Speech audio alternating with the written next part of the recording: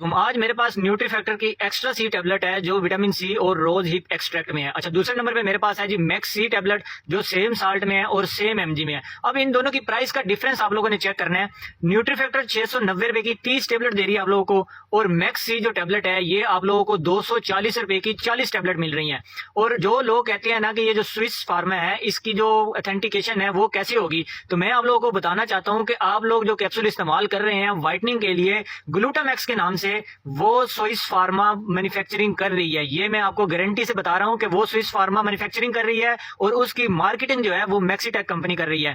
تو میں نے کل یہ ٹیبلٹ ایک استعمال کی ہے, اس کا جو ٹیسٹ ہے نا وہ بہت زبردست ہے, اور انشاءاللہ آنے والے دنوں میں یہ خود ٹیبلٹ استعمال کرنے والا ہوں, اور اس کے ساتھ ایک اور میں بایوٹین استعمال کرنے والا ہوں. اس کے رزلٹ آپ لوگوں کے ساتھ شیئر کروں گا. اس کے مجھے کیسے رزلٹ ملے ہیں وہ ملیں گے تھوڑا لیٹ, کیونکہ بایوٹین اتنی جلدی آپ لوگوں کو رزلٹ نہیں دینے والی. خیر بایوٹین کے علاوہ کوئی بھی سپلیمنٹ آپ 3 سے 6 مہینے تک استعمال نہیں کریں گے تو آپ کو بہترین رزلٹ دیکھنے کو نہیں ملیں گے.